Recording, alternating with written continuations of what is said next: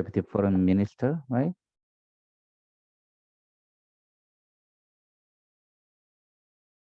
Can you hear me? Yes. All right, I will start. So, good morning, everyone in North America, and good afternoon, those in Europe, and good evening to my friends and colleagues in South Korea and other Asia. I'm Professor Youngjun Kim of the Korea National Defense University, and also managing editor of the Korean Journal on Nuclear Non-Proliferation and Energy, sponsored by Minister of Foreign Affairs. So I advise on the Korean government and also U.S. government as well on North Korea nuclear issue and other non-proliferation area. Everybody, welcome today. And today's seminar will assess how certain non-nuclear weapon states have become prominent contributor to the global nuclear non-proliferation regime. In particular, the panelists will discuss the explanation for the achievement of Kazakhstan and South Korea in countering the vertical and horizontal spread of nuclear weapons. They will also evaluate the common and diverging drivers, explaining the country's behavior as well as challenge and opportunity ahead. The South Korea is, for example, a primary example of a middle power that has played a critical role in supporting a strong non-proliferation regime. For example, South Korea has a nuclear technology for nuclear weapons and a direct nuclear threat from North Korea, but does not develop any nuclear weapons, and a good exporter of peaceful use of nuclear power to other countries by following a rule of non-proliferation regime like NPT and others. Today's panelists will discuss this kind of issue. Our first speaker, Ambassador Kairat Abusseitov, will discuss Kazakhstan non-proliferation regime contribution. For almost 3 decades, the ambassador has been a leading foreign policy expert and one of the most respected diplomat in Kazakhstan, serving in many roles. He was a Kazakhstan ambassador to Norway, Switzerland, and the United Kingdom, and a lone resident ambassador to Iceland, Sweden, and Ireland. He was also permanently representative to the United Nations Office and other international organizations in Geneva, the head of a unit for International Security Organization, International Security and Arms Control, the director of the Multilateral Cooperation Department at the Kazakhstan Foreign Ministry, concluding his service as the Deputy Foreign Minister. Currently, he serves as an advisor to the director of Nursultan Nazarbayev Foundation in Kazakhstan. Our second speaker, Dr. Uyesul, is a good friend of mine, is a PhD candidate in World Study Department at King's College London, where she researched the role of middle power in nuclear crisis. She was previously a Delta Fellow at the Partnership for Global Security. Ms. Wu has achieved an extraordinary range of experience in nuclear arms control, from advising government to participating in various fellowships to having worked with many think tanks to earning outstanding academic records. Our third speaker, actual host of this event, my friend Richard Weich, is a senior fellow and director of the Center for Political Military Analysis at Hudson Institute. His current research focuses on relations among Russia, China, and the United States, along with the regional non-proliferation issue, such as North Korean fire. He recently addressed challenge and opportunity in facing middle power non-proliferation overachiever, the Republic of Kazakhstan and Korea, in the latest edition of the Korean Journal of Security Affairs in the Korean National Defense University. So I'd like to have an ambassador first. You have the floor today. It's an honor to listen your perspective. Thank you very much. And if do you hear me? Everything is okay? Yes. Okay. Thank you. Okay. Thank you very much. And so first of all, I would like maybe just to say my great appreciation to the organizer of this web seminar, and first of all to the Richard Weiss for his great job and for preparing this very, very good and substantial and, in my understanding, very balanced report. And if I may, that because during our last meeting, and I mean that the meeting which was held in Paris, so when we discussing such kind of issue, I was invited to this particular to such kind of forum, and my understanding that what is happening now. So we have no any achievements ahead. It's absolutely, you know, in the non-proliferation and nuclear disarmament and nuclear security as well.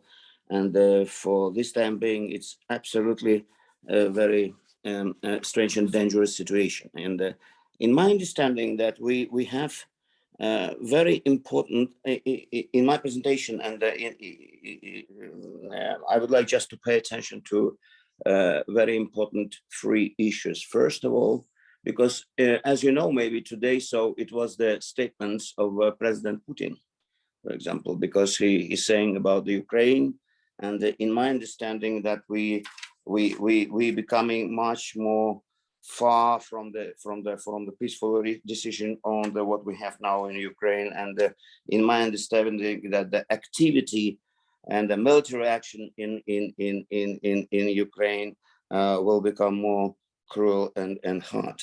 And that's why, so we're very, very close to the issues concerning of the nuclear weapons threat and what concerning this particular matter. What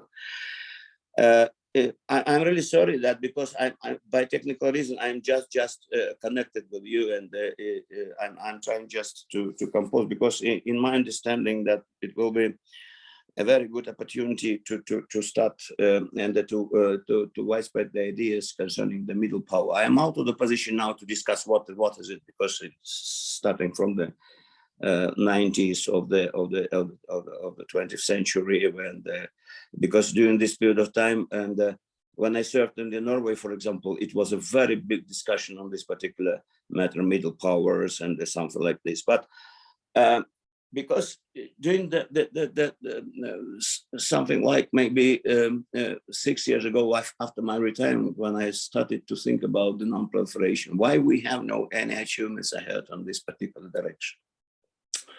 In my understanding, one of the great mistakes of the discussions of the international security as a whole is that non-proliferation, nuclear arms control, nuclear disarmament is withdrawn from the whole international security agenda. It was the priority of P5, or at least 2 countries, to discuss this issue. And practically all dimensions, other dimensions of the international security, as for example, the human dimension issues or economic dimensions, it was out of the discussion. And in my understanding, we lost a lot. And I think that if in case such kind of nuclear weapons and are becoming more and more, for example, issue which needs to be discussed by all. For example, that's why, so, and by all, and within the framework of the whole international security agenda.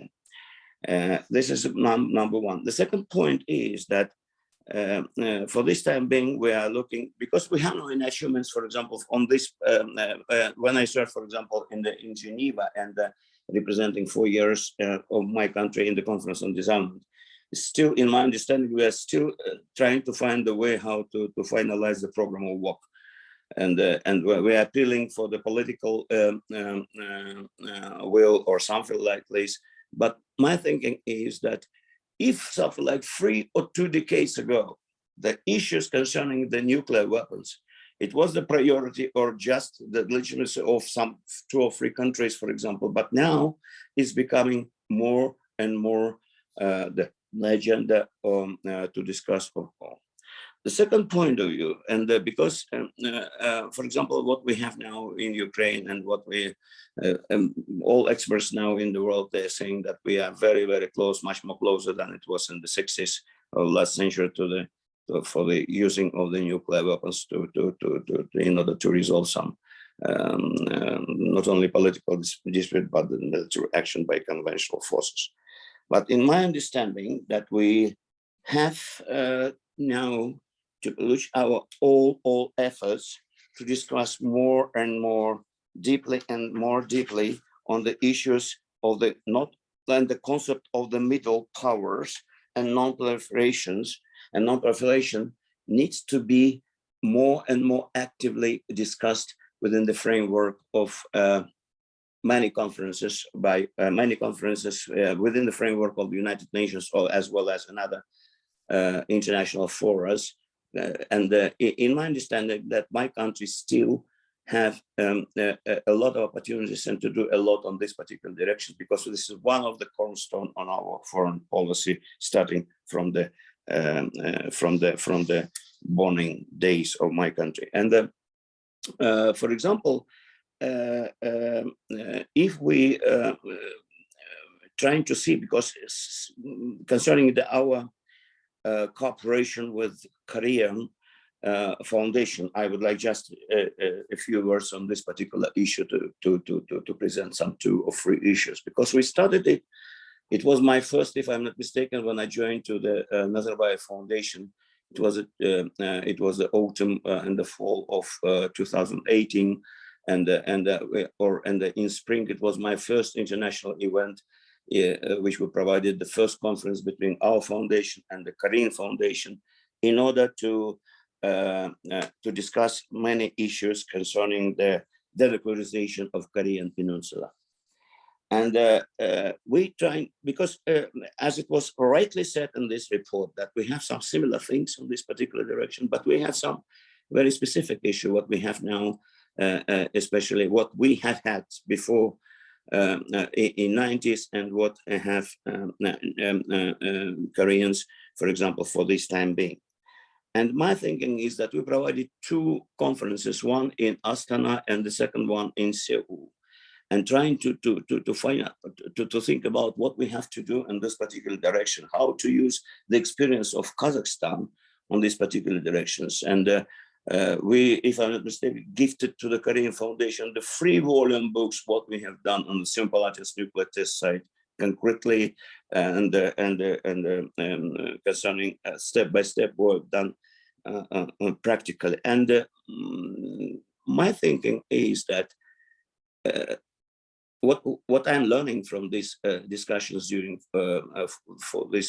these 2 conferences, but situation in Korean Peninsula is very complicated in my understanding, but that we need just it's a complex of problem. It's not only just the non-proliferation or nuclear weapons or something like this.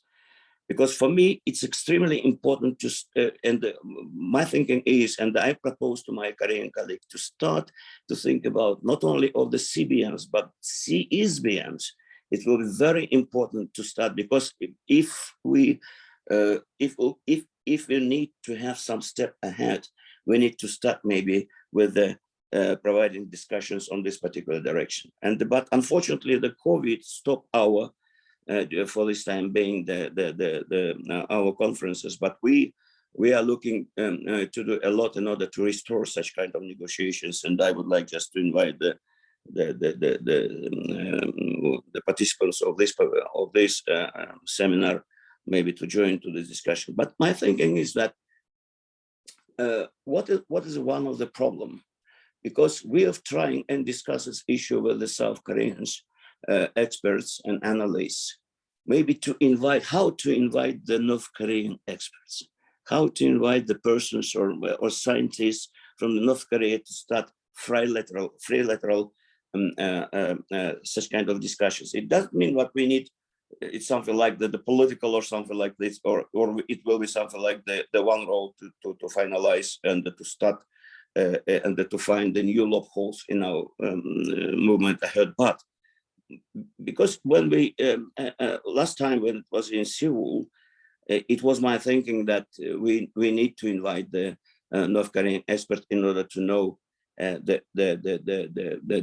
position of these analysts and experts on some very concrete proposals and the issues with what we've discussed within the framework of the our two foundations discussions.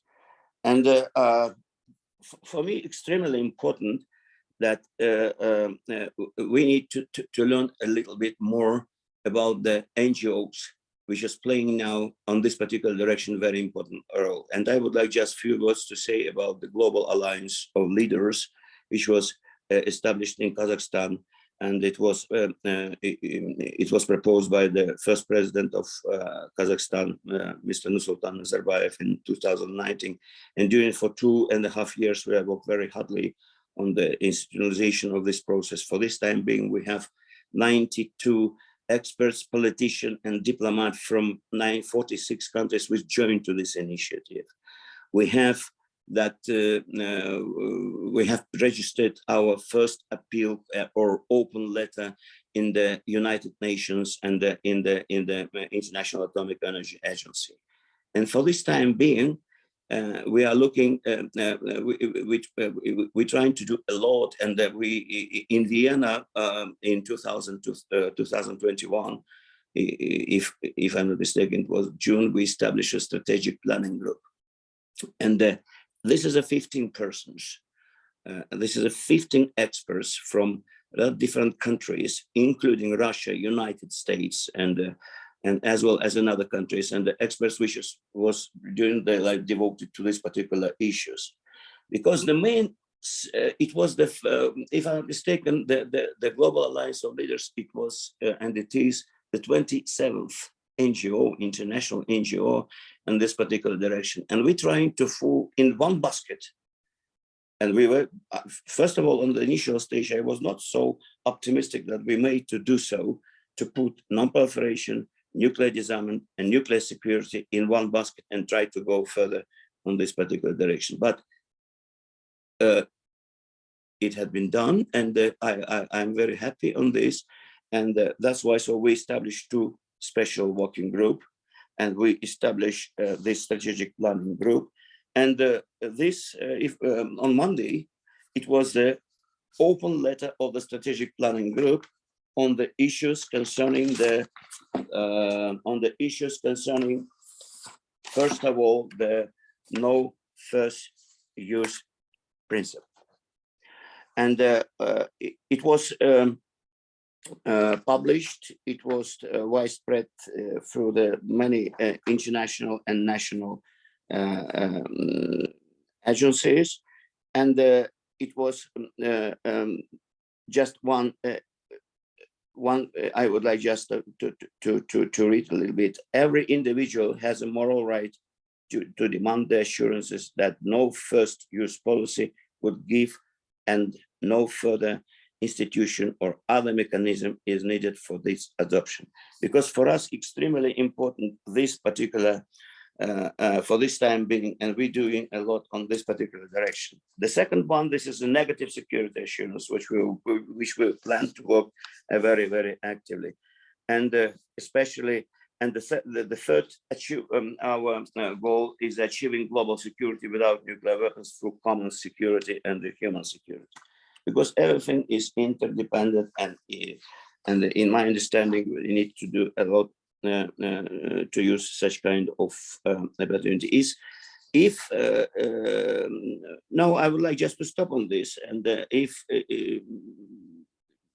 maybe so, my presentation was a little bit, I don't know, because I have a lot of technical problems to find the way how to be connected with you, but anyhow, that's why. So I would like once again to express my appreciation to the offer of this report, and to say that we need maybe at a later stage to provide such kind of seminar or roundtable discussions, not only in the Asian country, maybe, or maybe in Europe, to provide and to continue our discussions of the all elements which was proposed by the author of this report. Thank you. Thank you very much for your wonderful insight and experience, especially regarding Kazakhstan and South Korea, all international audience particularly focusing on their experience of a corporate threat initiative, right? At the end of Soviet Empire, and also how to respond to the Russian-Ukraine war, about possible use of Russia nuclear weapons. So I definitely agree with you. We have a more seminar with the European friends on this issue in the next time. And I'd like to have a next speaker, Dr. Woo Ye-sul, on South Korean case.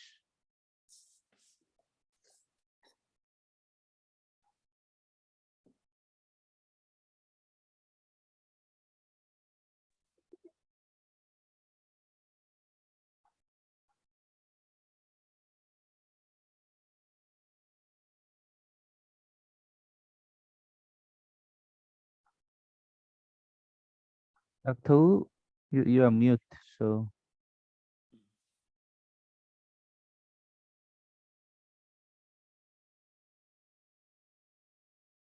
would you speak on, Dr. Woo? Yeah. Can you hear Yeah. me?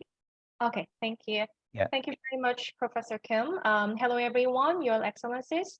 I'm delighted to give a short presentation today of my research.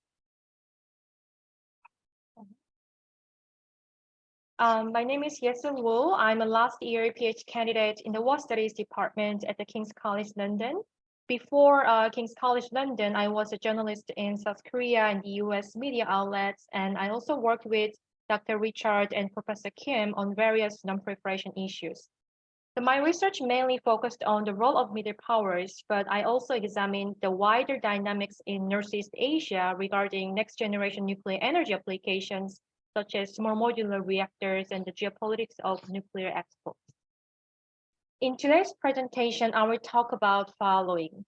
First, I'd like to introduce the key concepts of middle powers and the role that middle powers play in nuclear crisis.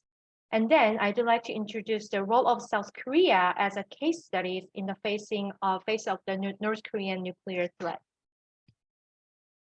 The middle power theory is not a major theory of international relations, such as realism, liberalism, or constructivism, but it has still received scholarly attention since the Cold War, because it became evidence that middle powers make a balance between the great powers in various fields. The middle powers have arguably also become more important in international politics through treaties and security crises like in the current US-China two great power competition era. So in this G2, like a bipolar system, the role of middle power is much more important than before. There are many terms referring to middle powers, such as middle power hood, middle power dome, middle power manship, mid-sized power, or intermediate power countries, etc. So it is hard to define which countries are middle power. So some scholars suggested that countries can be divided based on hard power facts, such as territory, population, imports and exports, foreign exchange reserve, military capability, and military expenditure, and also GDP.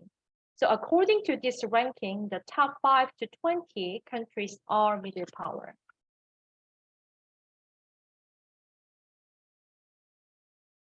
On the other hand, some scholars argue that countries can be categorized based on the soft powers, so things like countries' roles in formulating international norms, cooperation, and coexistence in their sphere of influence.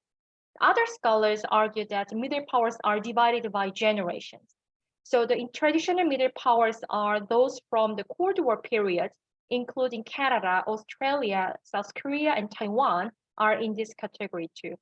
After the Cold War, however, a new category of middle powers emerged, the so-called emerging middle powers. These are new multilateralism partners such as Brazil, Turkey, and India.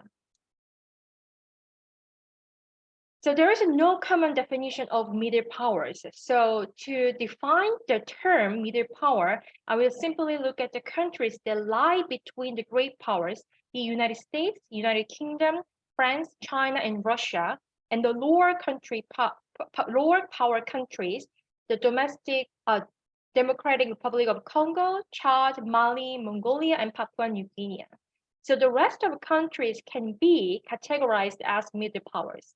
What we see in this table here are key attributes of the great powers, which arguably include their permanent seat on the UNSC and their possession of nuclear weapons recognized under the Nuclear Non-Proliferation Treaty. As for middle power, the literature suggests that these characteristics are useful in delineating the middle power concepts in that they help recast it from the emphasis on generic criteria based on normative qualities and quantitative attributes to a more contoured mode of analysis based on the distinctive mode of statecraft. The first, the middle powers tend to focus on multilateral approaches and conflict resolution.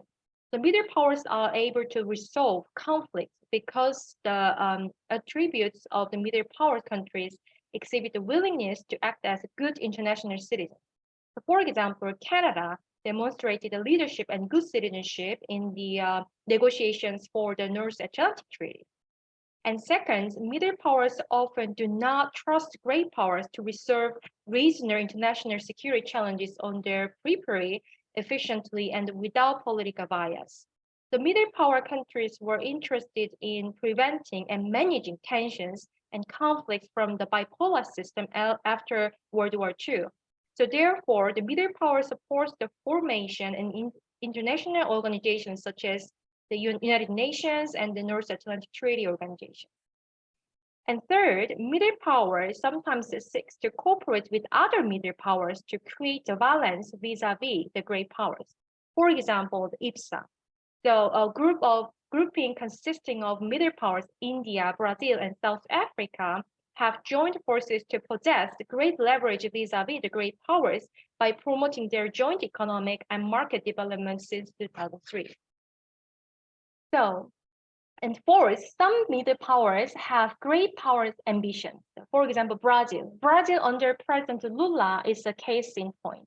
So Lula's foreign policy took a decisive pan-Southern turn, so intensifying relations with other emerging powers, while it's distancing Brazil from the West. And last point, the fifth, when middle powers find themselves between two great powers, the middle power can take a different position. For example, Sweden, between the United States and Russia. This criticism remains relevant in the G2 era, so where the US-China relationship is on the verge of confrontation. So therefore, there has been an increasing interest in middle powers among foreign policymakers in recent time to help bring about the stable G2 relation. So why is South Korea's clout as a middle power an interesting and important case? As Ambassador Lodi mentioned about geopolitical reasons, so geopolitically, the location of South and North Korea between China and Russia and the United States across the Pacific makes South Korea an interesting test ground for middle power theory. So South Korea may thus serve as an important example for other middle powers in the US-China relationship in the future. So therefore, understanding the role of South Korea, its motivations and influence can be an important data point.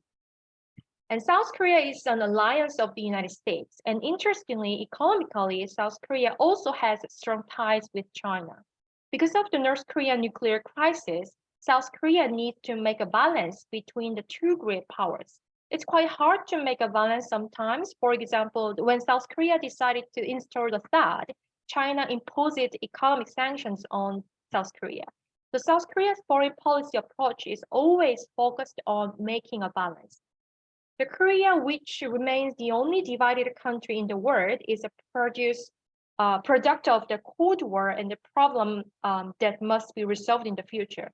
So as the North Korean nuclear threat continues, discussions on nuclear armaments will emerge in South Korea, which can be expanded to further accelerate nuclear development by Japan and China, as well as South Korea. So in the worst case scenario, North Korea's nuclear adventure could push the entire Northeast Asia into a nuclear armed zone.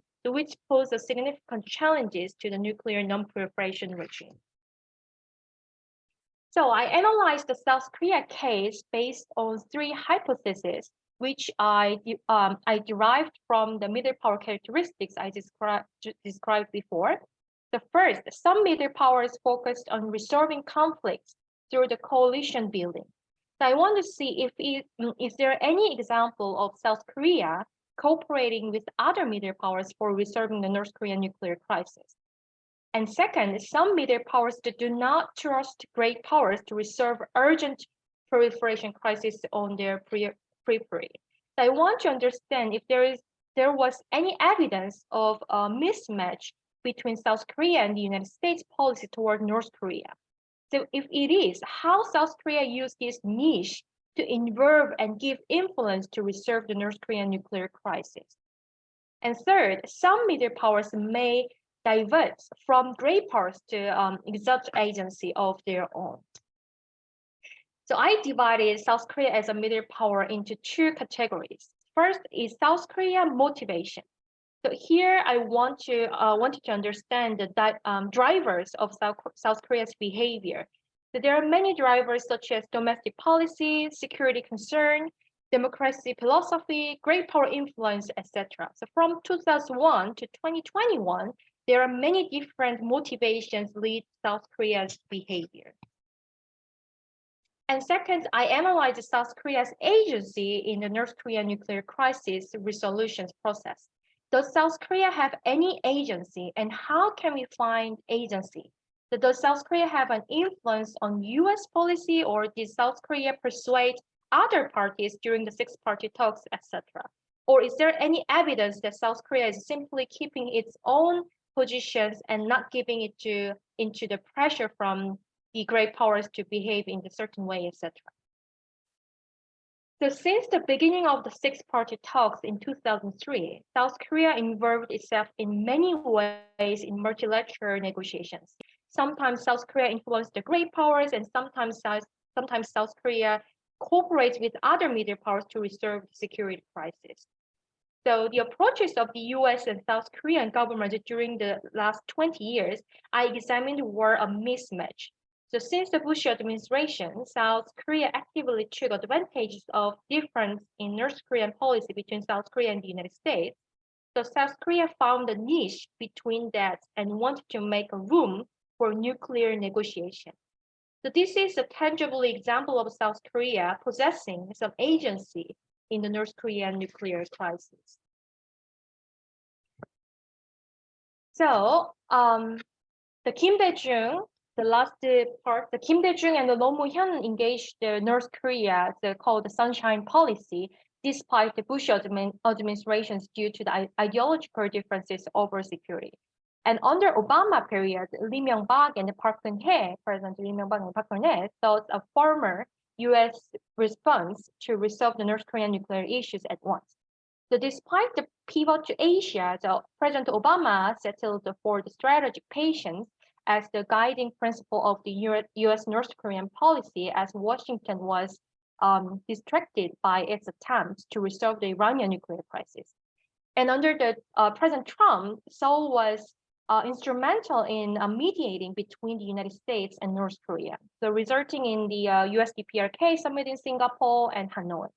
So despite these efforts, South Korean agency under President Trump was asserted by the administration's insistence on the transactions approach to Korean security that disregarding wider strategy consideration. So even as President Trump tried to denuclearize North Korea, so it is important to note that as one of the major parties on the Korean Peninsula, South Korea kept trying to involve itself in nuclear diplomacy. So in conclusion, I found that South Korea did have some agency during the 20 years between 2001 to 2021. And despite South Korea's approach often being at odds with stated US policy, the examples include South Korea successfully pushing for multilateral negotiations while Bush preferred containment, and South Korea retaining a more hawkish policy during the Obama era. and South Korea mediating between North Korea and the United States in the turn-up to the Trump-Kim summit. That's my that's it from me for now, and thank you very much for your attention. And I look forward to discussing more about the two countries' behaviors as well as challenges and opportunities. Thank you very much. Thank you very much, Dr. Wu. It's a very interesting point, especially mismatching between the United States and South Korea policy toward North Korea. Today, it's the same, I think, as U.S. now is more like a crisis management approach about the nuclear arms control, like the Bonnie Jenkins mentioned about that. But the South Korea now is more like nuclear power favor, especially in South Korean people now supporting nuclear power development. Yes, 70% of the total population. So it's a very good the argument from the Dr. Wu about the middle power theory. So next speaker will be Dr. Richard White. He's on the next speaker. Okay, thank you very much, Professor Kim, for co-hosting through the Korea National Defense University this important seminar. Thank you very much, Mr. Ambassador, for giving us the insights about further directions. I'll offer a few comments about that as well. And thank you very much, Yusul, for helping basically to lay out so clearly and effectively the theory of middle power that I actually don't need to discuss that. So what I'm going to do is focus on a couple points that were in the articles mentioned that's in the latest edition of Korea Journal Security Affairs, which looks at comparing the cases of Kazakhstan and Korea. And I think Yusul gave good detail about Korea's achievements. I would argue that Kazakhstan also falls into this category. It's since under President Nursultan Nazarbayev and current President Tokayev, the non-proliferation and disarmament has really been a major theme of Kazakhstan's diplomacy. I think it began with independence. There was a strong popular movement to end nuclear testing, rid the country of nuclear weapons, and the Kazakhstan's leadership transitioned from the inward focus to an outward focus, trying to make a global contribution. So Kazakhstan quickly ended nuclear testing on its soil, eliminated the large nuclear arsenal that it inherited from the Soviet period, joined the Nuclear Non-Proliferation Treaty as a non-nuclear weapon state, worked to develop very effective safeguards, which the International Atomic Energy Agency, joined the export control regime, such as the Nuclear Suppliers Group, and then took a series of independent, unique initiatives. Strong push to, for example, adopt a Central Asian nuclear weapons-free zone. Kazakhstan also, although I would argue South Korea took the lead with the nuclear summits along with the U.S., Kazakhstan took up the mantle as well, and President Nazarbayev even offered to host a summit at various points. Perhaps Kazakhstan's unique contribution is it's now the host of the first so-called nuclear fuel bank. This is a depository run in cooperation with the International Atomic Energy Agency, in which countries can place low enriched uranium to have it converted into uranium fuel for nuclear power reactors. The advantage of using this technique is it helps deal with the dilemma that while we want to encourage civilian nuclear power for countries that need it, and it's certainly a right under international law that any country can pursue a civilian nuclear program. The problem is if they try and make their own fuel, that helps them, or at least positions them to have the capabilities to actually then make fissile material for nuclear weapons. So if you can have the fuel provided externally by an external but reliable source, then that obviates the need for any country that wants a civilian nuclear power program to develop its own means of manufacturing uranium fuel. And it works most countries will take fuel, for example, from a particular country. Russia, the US, and others can provide nuclear fuel, as South Korea can. But some countries would rather rely on a multinational, international source rather than risk having it come from a country which your relations could sour with, as we've seen between Russia and some of its previous European partners. And having an IAEA run, the International Atomic Energy Agency run depository helps reassure countries. Many of us had hoped that Iran would accept taking its fuel from this consortium rather than produce its own. But so far that hasn't worked, but I still think it's going to be a good example of other countries consider nuclear fuel, nuclear power for their economy. I want to highlight that in these achievements, Kazakhstan worked very closely with the United States. The US played a very positive role in helping execute Kazakhstan's nonproliferation activities. Some funding, a lot of technical assistance through the US non-lucrative cooperative threat reduction program. The idea here was what nuclear weapons are a common threat to humanity, as the ambassador said, so countries can cooperate to reduce this threat. And so the US would help Kazakhstan and other countries eliminate their nuclear delivery systems, downblend their nuclear reactors from using highly enriched uranium, which can be used as fissile material from nuclear warheads, to using low enriched uranium. Perhaps most famous project with Kazakhstan in the US is Project Sapphire, in which the US and Kazakhstan moved 500 kilograms of HEU, which could be used to make many nuclear bombs, from Kazakhstan to the Oak Ridge complex in the US for downblending and storage. The US has also worked very successfully with Kazakhstan on export control, strengthening nuclear training and cybersecurity and physical protection systems at nuclear facilities and so on.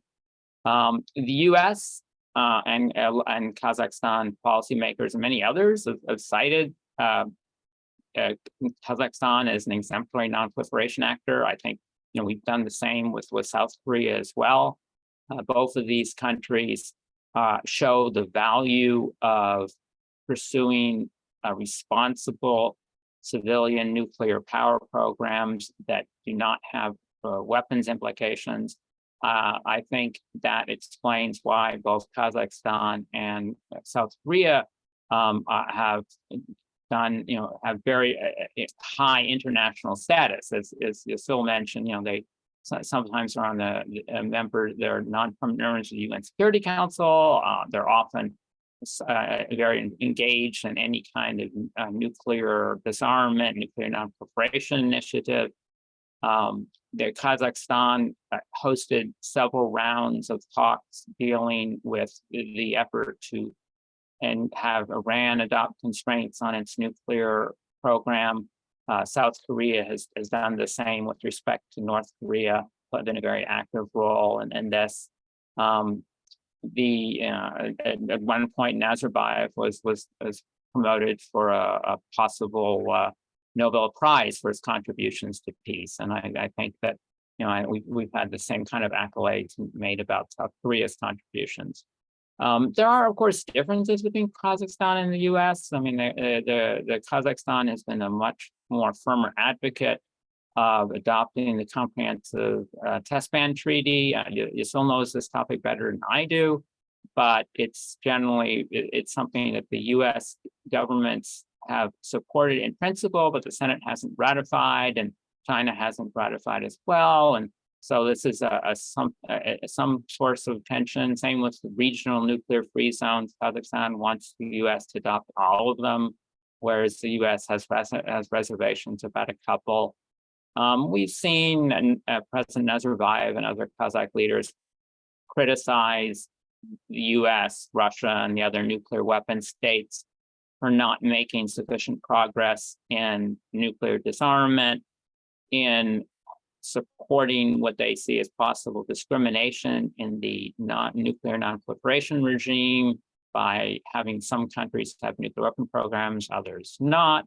A new difference is that the Kazakhstan and many other countries support the treaty on the prohibition of nuclear weapons, whereas the U.S.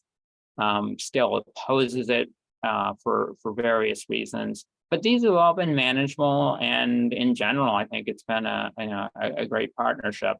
And I mean, we could of course say the same with South Korea and the nuclear security summits. I think South Korea's greatest contribution was at the time of the second nuclear security summit, when they originally were designed. The first one took place in Washington. The second one was supposed to take place in Moscow.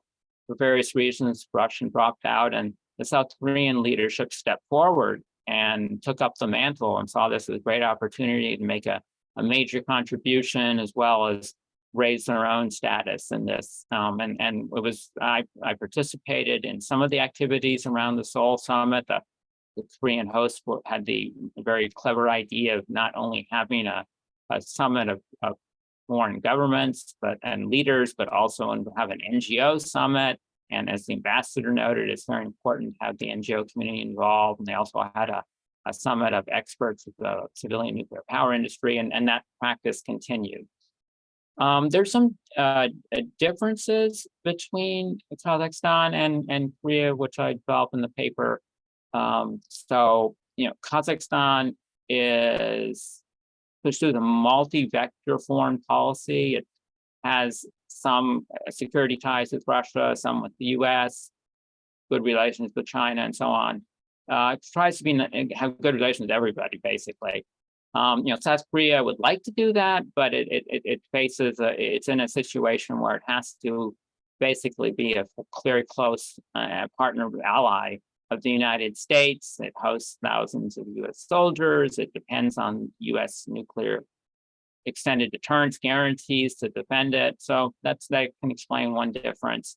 Another is the Kazakh people and government have been, of course, very focused on the nuclear testing. They suffered devastating ecological and human losses because of the hundreds of nuclear weapons that the Soviet government tested on Kazakh territory. Whereas for South Korea, the priority has been the direct threat from the north and the domain of nuclear security, that is keeping nuclear material away from non-state actors, particularly North Korea selling them to criminals, for example, but also terrorists.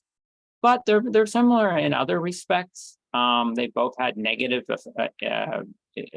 experiences with nuclear weapons. The Kazakh people suffered from the Soviet testing. The South Koreans have faced constant nuclear threats from the north, which only look to increase in coming years. They both have developed a strong stake in the peaceful use of nuclear energy. Kazakhstan is a major uranium producer and is now moving up the chain to produce contribute other kinds of components to nuclear energy, including possibly reactors and nuclear fuel through the IAEA and perhaps through its own indigenous capacities. And South Korea is come on very strong. It beat out many countries to win some contracts, important contracts with, for example, the United Arab Emirates. And it had both of these countries, of course, don't want to see nuclear accidents, nuclear terrorism, anything that could impede the contributions they're making in this area. They've also understand that having a high profile in non-proliferation disarmament helps boost their influence. As mentioned, they've both been elected non-permanent members of the UN Security Council. They've avoided the kind of economic sanctions and political isolation that Iran, North Korea, and other countries have pursued, but trying to weaponize their programs. And then lastly, both have benefited from general great power support, P5 support for what they're doing. I think that both South Korea and Kazakhstan are perceived positively in the nuclear area in Washington, in Beijing, in Moscow, and so I think that this is really proved, very beneficial to helping them make an outsized contribution in this domain.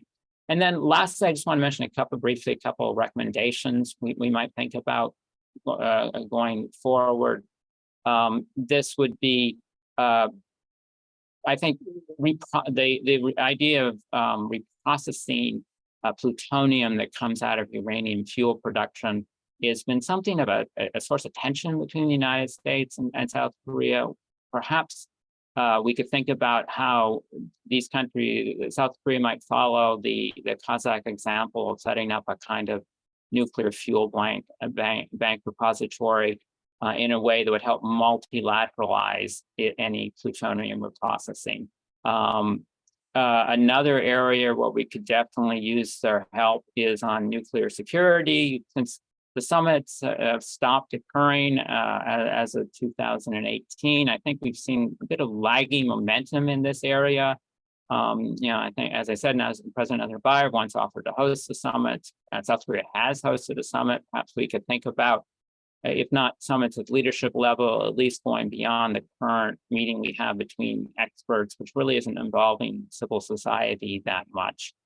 And then lastly, we've got this new challenge we're all struggling to deal with, which is the threat to nuclear facilities in wartime. I mean, I think we've been very alarmed by what's going on in Ukraine with Russian military operations around and sometimes inside the nuclear power plants of Ukraine. I think we got to think about some kind of means to prevent this from going forward, thinking about contingencies and so on. And I think Kazakhstan and South Korea and others, perhaps through the seminars and mechanism the ambassador mentioned, should think about new initiatives in this area. But thank you very much for allowing me to make the presentation. Thank you very much, Dr. White. And unfortunately, we should finish by 10 a.m. because of panelist next schedule. So unfortunately, I'm not able to have all question from the audience. So I'd like to have a concluding remarks from now, the first ambassador, second Dr. Wu, and finally, real host of this event is Dr. White. So would you first, the ambassador, the concluding remarks? Ambassador, would you speak on? You are mute now. Thank you very much. Thank you, Professor. But because in my understanding that we need my feeling is for this time being that a new concept of non-proliferation is coming. A new concept of nuclear disarmament is coming. And first of all, because what we have in Ukraine, and first of all, we need to understand what we very, very close for the using of nuclear weapons. And that's why it is absolutely unique opportunity for middle powers to do and to contribute a lot in order to find a way and to be not only more active, not only more substantial, but maybe to do something, concrete proposals, how we will go further. Because today it's understandable that nuclear weapons now is not just only priority of nuclear weapons state. It's a priority for the whole planet, because the decisions and the role of nuclear weapons, especially now, are becoming more closer to the whole planet. And everybody knows what we have to do. That's why I said before in my first presentation that the role of NGOs now are becoming more and more important for the first, from one point of view. The second one, that maybe it will be absolutely very good opportunity maybe to make our contribution to the issues concerning of the Korean Peninsula. How we'll trying to find the path, to find the way and to find the path, how to declare and to establish a nuclear weapons free zone on Korean Peninsula. this is a great opportunity to do so. And I would like just maybe to suggest to revitalize our Kazakh-Korean forum on the denuclearization of the Korean Peninsula, with the participation, with the inviting maybe rather different experts from for other countries. And I would like maybe to suggest that the global alliance of leaders maybe to incorporate to this process and to do and to contribute by this NGO to provide some new ideas, new proposals, and to find a way how, because the situation in Kazakhstan, something like when we started, when they gained independence, it was the 4th arsenal in the world, which is located on the territory of my country. And it was something, a very, very unique situation when we have to resolve this very extremely important issue.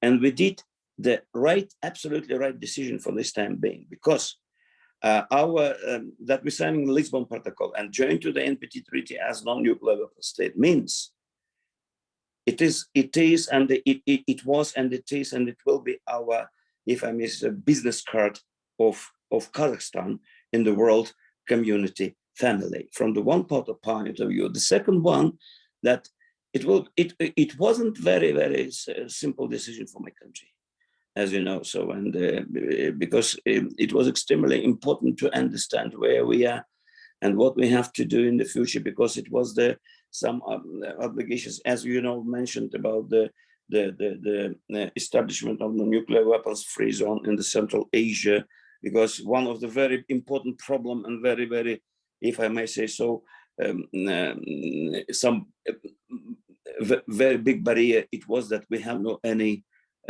frontiers and we have no any borders, especially on the Caspian region. And still, because, as you know, in accordance with the nuclear weapons free zone, we need very correct borders of the territory which is provided in the nuclear weapons free zone, and with the negative guarantees. Unfortunately, we have another obstacles on this way, or maybe another problems as a collective Tashkent Treaty, collective security treaty, and etc. And it was if I may, I was involved in the preparation of the sometimes for 3 years, and the preparation of the text of this nuclear weapons free zones. And I 2 articles, it was very critical for us. The one article which is transition of nuclear materials to my country, which needs to be done. The second one is how we will coincide our previous agreements, and the treaties which I remember with the nuclear weapons free zone. But for this time being, I'm just would like to propose to understand that within the framework of this new concept of non-proliferation, the middle powers needs to play their own very important role. And I would like just to invite maybe not only middle powers, but the great powers and the P5 to start to think the situation where we have, because I don't know what will be the future of the START treaty. I don't know. 2024, it's tomorrow. What we have after, if it will be finished, how we will to preserve the NPT treaty as one mechanism on the non-proliferation. How we'll do to introduce new ideas or maybe new elements to this particular, maybe, I don't know, treaty which needs to be very instrumental, for example. And this is a great portion for thinking. And I would like once again to thank Professor Richard Waits for his very good job. And his report was very balanced. It's very balanced, and in my understanding, especially the last portion of this report give us a lot of food for thought. Thank you very much. Thank you very much, Ambassador. Your excellent suggestion, and we will looking forward the next time also your perspective on this issue. Dr. Wu? Thank you very much, Professor Kim. And I think there is an increasing confrontation between democracies and autocracies in the world. So this is evidence from China's and North Korea's nuclear armaments. So although these developments pose a strong temptation for Seoul to think about strengthening deterrence, potentially by breaking out of the NPT, but I believe this is the wrong approach. So what's needed in the face of a confrontation between China, North Korea, and South Korea and the United States is united between Seoul and Washington. So breaking out of the NPT will not achieve that. So thank you very much. Thank you very much, Doctor, for your perspective on the today discussion on nuclear development. So, thank you for everyone joining us today. And unfortunately, we don't have enough time for a question and answer, but we'll have a next time also similar issue hosted by Korean National Defense University and the Hudson Institute. Thank you for especially Ambassador that you are joining. Is very meaningful, and also Dr. Wu, your presentation is very helpful. And Richard now left for television interview, so now I need to wrap up today. So thank you for everyone, and hope to see you next time. Thank you very much. Thank you. Bye. Thank you very much. Bye. Bye.